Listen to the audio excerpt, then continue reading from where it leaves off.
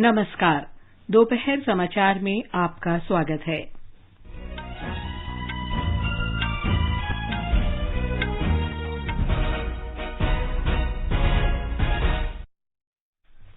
देश की आजादी के 75 साल पूरा होने के उपलक्ष्य में हर घर तिरंगा अभियान शुरू। प्रधानमंत्री नरेंद्र मोदी ने कहा, देश के जल, थल और नभ में तिरंगा लहराने से प्रत्येक भारतीय उत्साहित। प्रधानमंत्री मोदी ने अपने आवास पर राष्ट्रमंडल खेलों के पदक विजेताओं से मुलाकात की। कहा, भारत न केवल खेलों में उल्लेखनीय प्रदर्शन कर रहा है, बल्कि उन क्षेत्रों में भी शानदार प्रदर्शन कर रहा है जिनमें पहले उसकी कोई पहचान नहीं थी। रक्षा मंत्री राजनाथ सिंह वायुसेना अधिकारियों के साथ बैठक के लिए जोधपुर पहुंचे। वे सलवा कला में वीर दुर्गादास राठौर की प्रतिमा का अनावरण करेंगे। भारतीय रिजर्व बैंक ने बैंकों से यह सुनिश्चित करने को कहा कि वसूली एजेंट कर्जदारों को परेशान न करें। राष्ट्रव्यापी कोविड टीकाकरण अभियान के अंतर्गत अब तक 207 करोड़ 71 लाख से अधिक टीके लगाए गए। चीन की बढ़ती समुद्री गतिविधियों के बीच इंडोनेशिया, अमेरिका और उसके गठबंधन सहयोगियों ने सुमात्रा द्वीप पर युद्धाभ्यास किया और फ्रांस में जंगल की आग बुझाने के लिए यूरोप से अग्निशामक पहुंचे।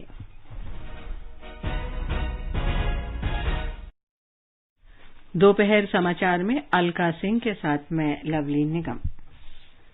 आजादी के 75 वर्ष पूरे होने के उपलक्ष्य में केंद्र सरकार आज से 15 अगस्त तक हर घर तिरंगा अभियान मना रही है। प्रधानमंत्री नरेंद्र मोदी ने 13 से 15 अगस्त तक अपने घर पर तिरंगा फहराकर सभी देशवासियों से हर घर तिरंगा अभियान में शामिल होने का आग्रह किया है। प्रधानमंत्री ने देश भर में हर घर तिरंगा अभियान के लिए देशवासियों के उत्साह पर प्रसन्नता व्यक्त की है। श्री मोदी ने ट्वीट संदेश में कहा कि देश के जल, थल और नभ में तिरंगा लहराता देख भारत का प्रत्येक व्यक्ति उत्साहित है। प्रधानमंत्री ने तिरंगे के प्रति इस भावना के लिए देशवासियों को धन्यवाद दिया।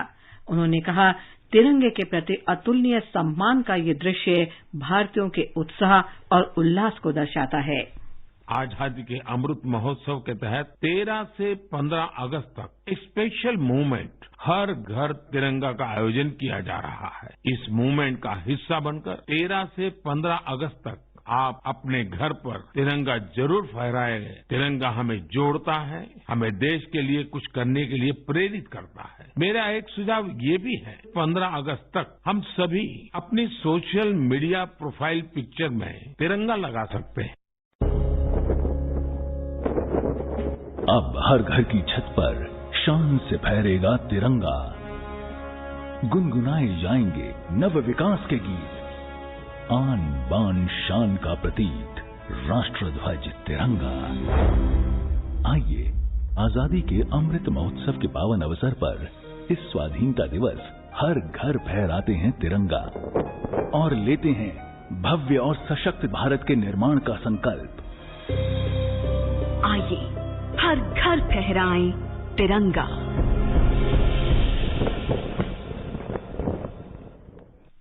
हर घर तिरंगा अभियान के अंतर्गत संस्कृति मंत्रालय ने हर घर तिरंगा गीत जारी किया है। संस्कृति मंत्रालय ने अपने ट्विटर हैंडल पर यह गीत साझा किया है। गृह और सहकारिता मंत्री अमित शाह ने हर घर तिरंगा अभियान के अंतर्गत आज सुबह नई दिल्ली में अपने आवास पर राष्ट्रीय ध्वज तिरंगा फहराया। उन्होंने देश के लिए अपना सर्वोच्च बलिदान देने वाले सभी वीरों को श्रद्धांजलि अर्पित की। एक ट्वीट में श्री शाह ने कहा कि सभी देशवासियों से अपील की कि वे आज से 15 अगस्त तक अपने घरों में तिरंगा फहराएं और हर घर तिरंगा अभियान का हिस्सा बनें। उन्होंने कहा कि तिरंगा हर भारतीय का गौरव है और ये सबको एकजुटता के लिए प्रेरित करता है। महाराष्ट्र के मुख्यमंत्री एकनाथ शिंदे ने कहा कि भारत की स्वाधीनता के 75 वर्ष पूरे होने पर मनाए जा रहे हर घर तिरंगा अभियान से देशभक्ति और राष्ट्रप्रेम की लहर पैदा हुई है। उन्होंने कहा कि यह अभियान राज्य में हर घर में पूरे उत्साह के साथ चल रहा है। तेलंगाना भी देशभक्ति के रंग में रंगा हुआ है। विभिन्न संगठनों ने राज्य के विभिन्न हिस्सों में स्वतंत्रता रैलियां और राष्ट्रीय ध्वज तिरंगा फहराने के कई कार्यक्रमों का आयोजन किया है। लोग, विशेषकर युवा और विद्यार्थी, गर्व के साथ इन कार्यक्रमों में हिस्सा ले रहे हैं। राज्यपाल डॉक्टर तमिलसाई सुंदरराजन ने सरकारी आवास की छत पर राष्ट्रीय ध्वज फहराया। आजादी का अमृत महोत्सव के अंतर्गत केंद्रीय औद्योगिक सुरक्षा बल ने अन्य एजेंसियों के साथ मिलकर तिरंगा बाइक रैली का आयोजन किया। राज्य सरकार के मंत्रियों ने हर जिले में स्वतंत्रता रैलियों का आयोजन किया। फिल्म प्रभाग आज से 15 अगस्त तक अपनी वेबसाइट और यूट्यूब चैनल पर 3 दिवसीय आजादी के रंग फिल्मोत्सव का आयोजन करेगा। हमारे स्वाधीनता संग्राम और स्वतंत्रता सेनानियों की महत्वपूर्ण गाथाओं को दर्शाने वाली कुल 11 फिल्में इस अवसर पर दिखाई जाएंगी। देश भर में डाकघरों के माध्यम से 10 दिन की अवधि में 1 करोड़ से अधिक राष्ट्रीय ध्वज खरीदे गए हैं। हर घर तिरंगा अभियान के अंतर्गत डाक विभाग ने 1.5 लाख डाकघरों के माध्यम से इसे उपलब्ध कराया है। इसे मात्र 25 रुपये में लिया जा सकता है। ऑनलाइन ई पोस्ट ऑफिस के माध्यम से डाक विभाग द्वारा देश में कहीं भी इसे बिना किसी अतिरिक्त शुल्क के पहुंचाया जा रहा है। डाकघरों के माध्यम से तिरंगे की बिक्री 15 अगस्त तक खुली है। लोग तिरंगे के साथ सेल्फी वेबसाइट हरघरतिरंगा.com पर अपलोड कर सकते हैं। ये समाचार हमारी वेबसाइट newsonair.com/हिंदी और हमारे mobile app news on AIR पर भी उपलब्ध हैं। सुनो ना, हाँ? सोच रहा हूँ अपना बिजनेस क्यों न बढ़ा लूं। तो रोका किसने है? हाँ? रोका तो किसी ने नहीं, पर समझ नहीं आ रहा कि मदद किससे मांगूं। मुझसे। तुमसे? तो अच्छा बताओ फिर। आकाशवाणी है ना, मैंने सुना है उसका नेटवर्क देश भर में फैला है। पर उससे मेरा क्या फायदा? देखो, फायदा है, जिस शहर में चाहो विज्ञापन की मदद से उपभोक्ताओं तक पहुंच जाओ। पर अब ये भी तो बता दो कि आकाशवाणी से संपर्क कैसे करूं? बहुत आसान है, मैं बताती हूँ। नंबर नोट करो, 870-001-4242। ओ 870-001-4242। हाँ। लो अभी फोन लगाता हूँ 870-001-4242 पर।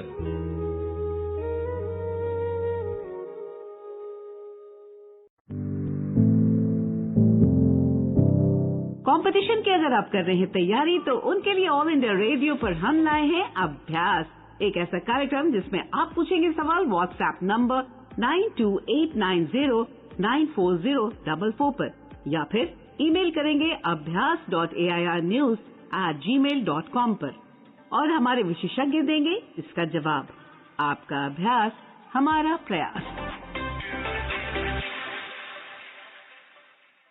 दोपहर समाचार में आपका फिर स्वागत है।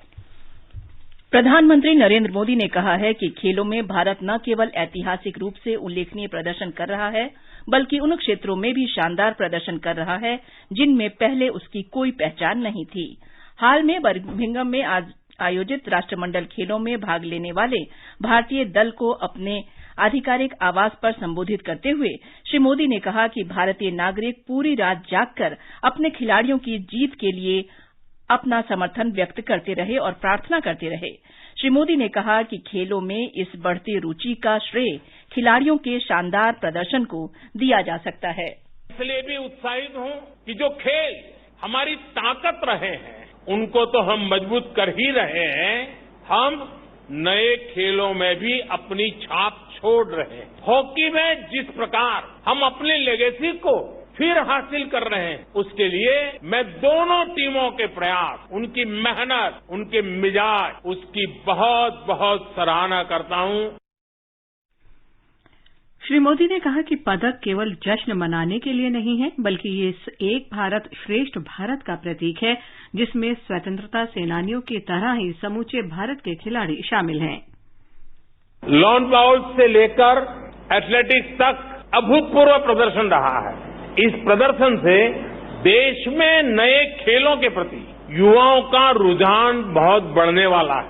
नए खेलों में हम इसी तरह अपना प्रदर्शन और सुधारते चलना है। प्रधानमंत्री ने कहा कि तिरंगा सभी खिलाड़ियों के लिए शक्ति और प्रेरणा का स्रोत है।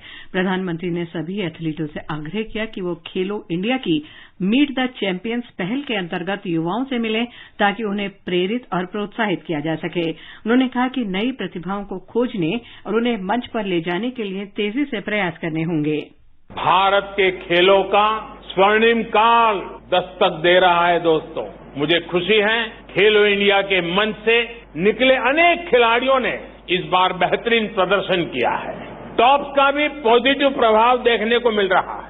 नए टैलेंट की खोज और उनको पोडियम तक पहुंचाने के हमारे प्रयासों को हमें और तेज करना है। श्री मोदी ने कहा कि एक ऐसा खेल पारिस्थितिकी तंत्र बनाना होगा जो समावेशी, विविध और गतिशील हो। प्रधानमंत्री ने कहा कि आज युवाओं में खेल के सभी क्षेत्रों में रुचि बढ़ रही है। राष्ट्रमंडल खेलों में पहली बार भाग लेने वालों 31 खिलाड़ियों ने पदक जीते। उन्होंने कहा कि खिलाड़ियों में नए भारत की भावना दिखाई दे रही है। प्रधानमंत्री ने कहा कि भारत की बेटियों ने देश को गौरवान्वित किया है।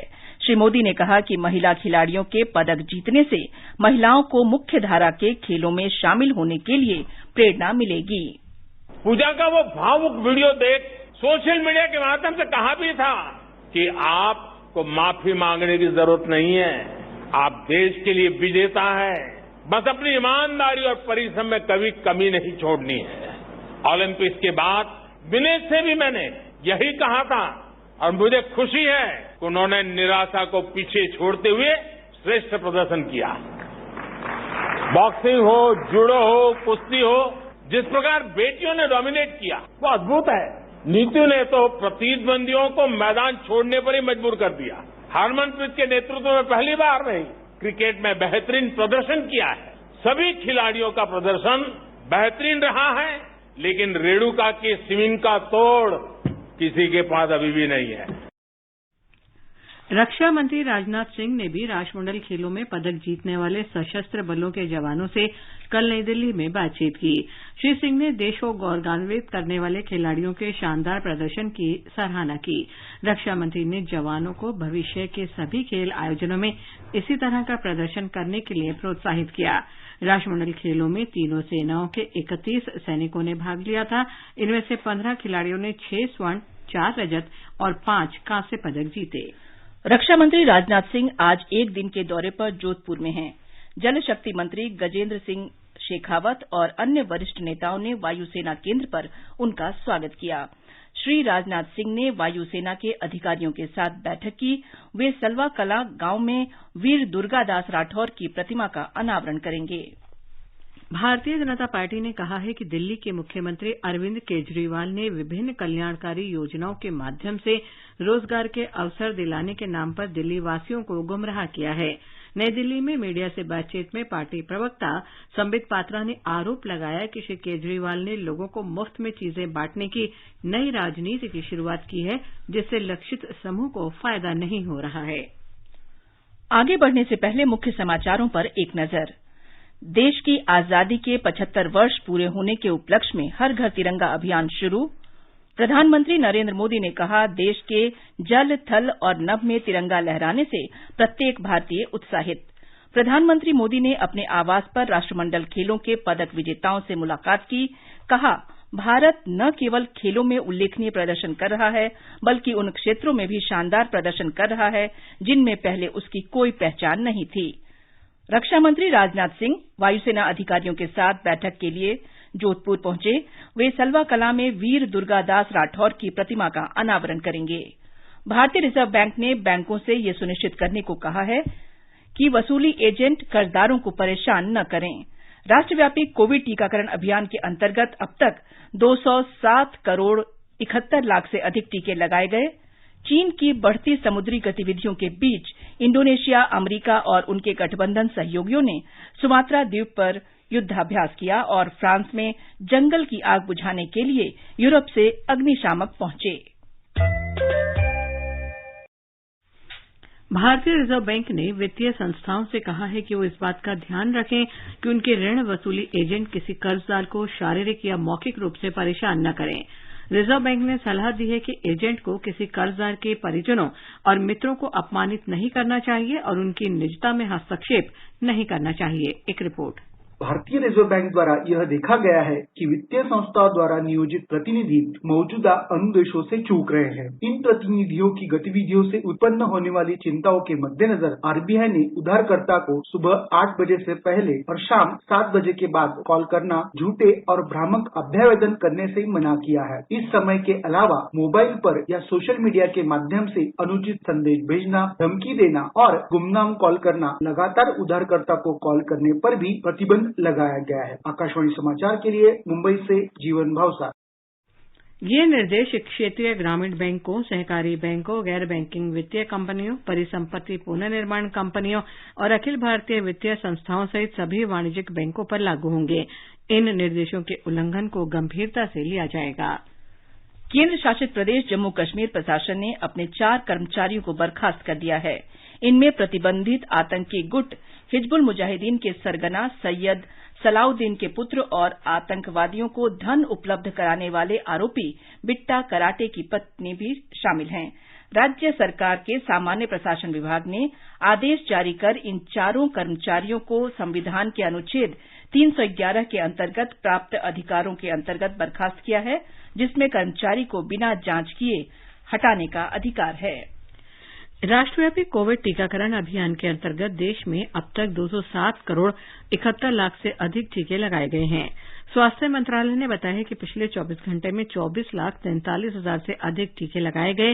इस दौरान 15,815 नए लोगों में संक्रमण की पुष्टि हुई और 20,000 से अधिक लोग स्वस्थ हुए हैं। देश में इस समय 1,19,000 से अधिक लोगों का इलाज चल रहा है।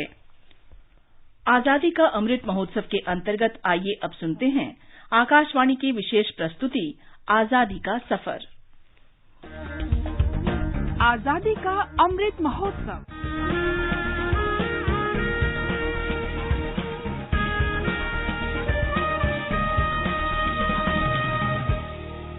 आजादी का सफर आकाशवाणी समाचार के साथ एक राष्ट्र का उदय। भारत का गौरवशाली स्वतंत्रता संग्राम आधुनिक विश्व में घटित महानतम संघर्षों में से एक है और आकाशवाणी समाचार हर रोज लेकर आता है आपके लिए इसी स्वतंत्रता संग्राम की एक झलक।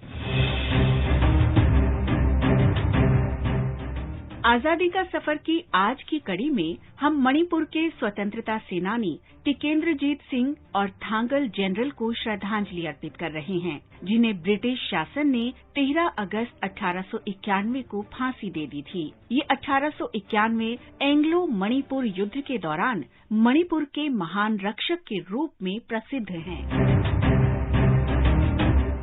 टिकेंद्रजीत सिंह का जन्म हुआ था 1858 में मणिपुर के महाराजा चंद्रकीर्ति और महारानी चिंगथाम चानू कुंजेश्वरी देवी की संतान के रूप में। 1820 के दशक में पहले एंग्लो बर्मीज युद्ध के दौरान ब्रिटिश राज ने बर्मा से अपना साम्राज्य वापस लेने में मणिपुर के राज परिवार की मदद की थी।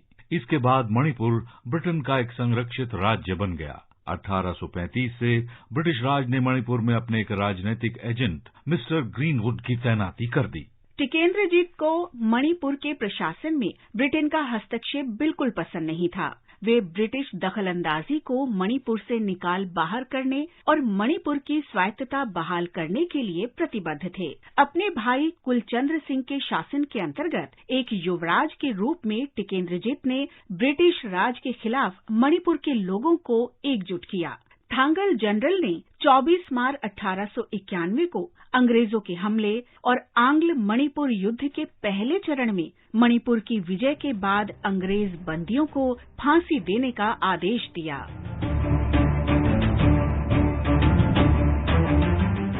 मणिपुर में टिकेंद्रजीत सिंह का उभरना ब्रिटिश शासन के लिए एक चुनौती माना गया। लॉर्ड लैंसडाउन ने सेना की 3 टुकड़ियां कोहिमा, सिलचर और तामू से मणिपुर भेजी। मातृभूमि की रक्षा के लिए मणिपुर के लोग टिकेंद्रजीत सिंह के नेतृत्व में फिर बहुत बहादुरी से लड़े। लेकिन ब्रिटेन की बढ़ी ताकत और हथियार इस बार उन पर भारी पड़े।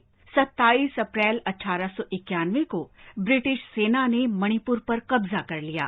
टिकेंद्रजीत और अन्य नेता भूमिगत हो गए, लेकिन टिकेंद्रजीत को 23 मई 1891 को गिरफ्तार कर लिया गया। 13 अगस्त 1891 को इम्फाल के फईदापुंग पोलो ग्राउंड में टिकेंद्रजीत और थांगल जनरल को सरेआम फांसी दे दी गई।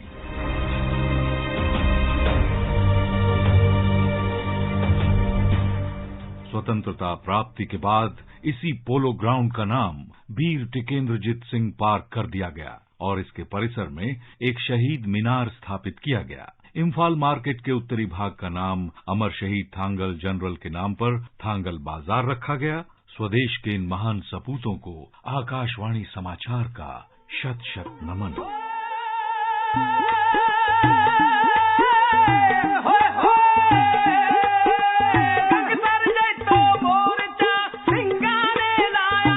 आज हम शहीद दलेल सिंह को भी याद कर रहे हैं, जिनका निधन 1924 में 13 अगस्त को हुआ था। पंजाब के होशियारपुर में वर्ष 1899 में जन्मे दलेल सिंह ने पंजाब में अकाली गतिविधियों में सक्रियता से भाग लिया। 1924 में वे नाभा के जैतो गुरुद्वारा गंगसर के लिए 7वें सिख जत्थे में शामिल हुए, जबकि ब्रिटिश शासन ने वहां किसी भी प्रकार की प्रार्थना सभाओं के आयोजन पर रोक लगा दी थी। जब जत्था जैतो के निकट पहुंचा तो पुलिस ने उन्हें गुरुद्वारे में प्रवेश करने से रोक दिया और कुछ लोगों को गिरफ्तार भी किया। दलेल सिंह को नाभा जेल में रखा गया और कारावास के दौरान भीषण यातना दिए जाने से 13 अगस्त 1924 को उनकी मृत्यु हो गई। इस वीर महानायक को आकाशवाणी समाचार का शत शत नमन।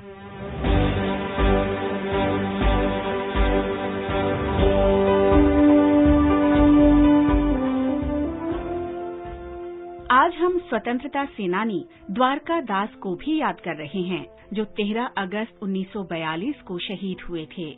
द्वारका दास का जन्म वर्ष 1898 में महाराष्ट्र के नागपुर में हुआ था। द्वारका दास 1942 के भारत छोड़ो आंदोलन के दौरान 13 अगस्त को निकाली गई रैली में शामिल थे। रैली में हजारों प्रदर्शनकारी उपनिवेशवाद विरोधी नारे लगा रहे थे। ब्रिटिश पुलिस ने कई स्थानों पर प्रदर्शनकारियों पर गोलीबारी की। 17 प्रदर्शनकारी मारे गए और 50 से ज्यादा घायल हो गए। द्वारका दास भी मारे गए सेनानियों में शामिल थे। इस निर्भीक योद्धा को हमारा शत शत नमन।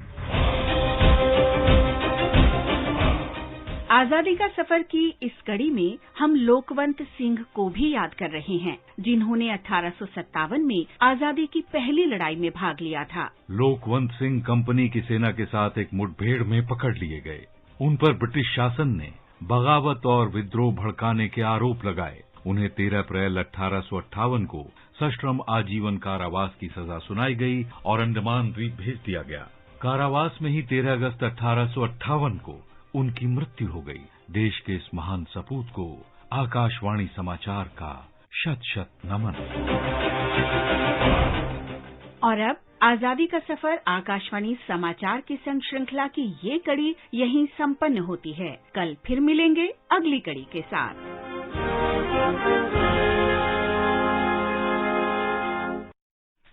आकाशवाणी समाचार सुनते रहें और आजादी के अमृत महोत्सव में हमारे साथ शामिल रहें। आजादी के 75 वर्षों का पर्व अमृत महोत्सव के पावन अवसर पर आकाशवाणी समाचार लेकर आया है अमृत महोत्सव क्विज। आप भी इस क्विज का हिस्सा बन सकते हैं। हमारे समाचार बुलेटिनों में पूछे गए स्वतंत्रता आंदोलन से जुड़े प्रश्नों का जवाब देकर। आपसे ये सवाल प्रत्येक सोमवार और मंगलवार को सुबह 8 बजे प्रसारित होने वाले बुलेटिन समाचार प्रभात में पूछे जाएंगे। श्रोता email Amrit Mahotsav quiz @prasarbharati.gov.in पर अपने जवाब भेज सकते हैं। आप अपने जवाब व्हाट्सएप नंबर 8826546262 पर भी भेज सकते हैं। विजेता का चुनाव सही जवाबों में से लकी ड्रॉ के माध्यम से होगा और इसकी घोषणा अगले दिन इसी बुलेटिन में की जाएगी। विजेता को प्रमाण पत्र के साथ एक उपहार भी दिया जाएगा। साथ ही विजेता का नाम हमारे ट्विटर हैंडल पर भी फ्लैश होगा। तो आइए मनाएं आजादी के 75 वर्षों का पर्व अमृत महोत्सव आकाशवाणी समाचार के साथ।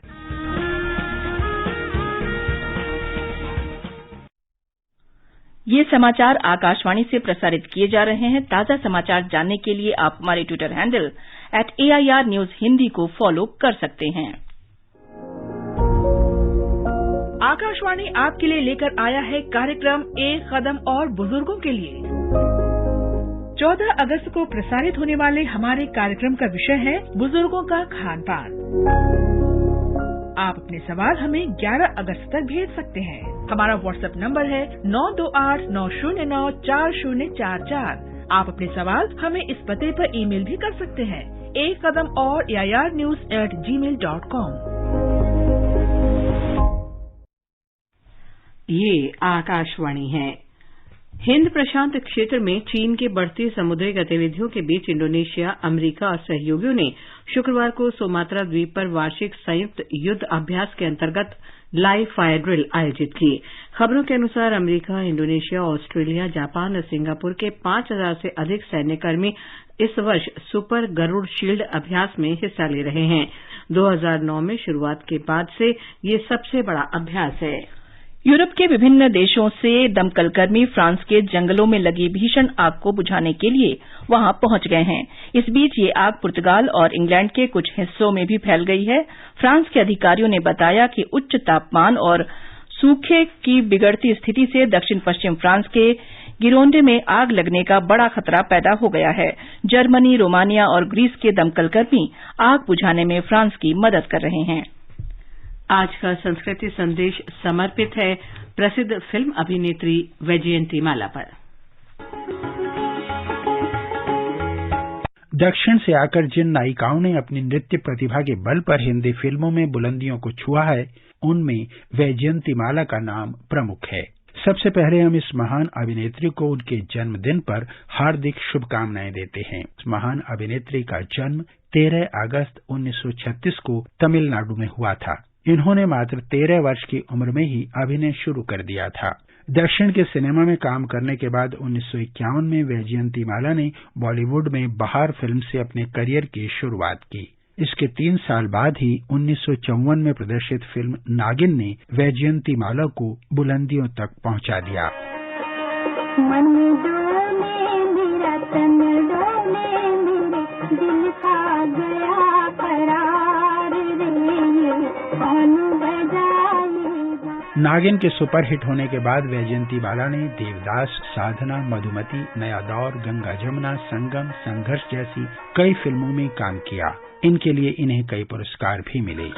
1958 की फिल्म साधना के लिए वैजयंतीमाला को सर्वश्रेष्ठ अभिनेत्री का फिल्म फेयर पुरस्कार मिला। वैजयंतीमाला को भारतीय सिनेमा में योगदान के लिए 1968 में पद्मश्री पुरस्कार से भी सम्मानित किया गया।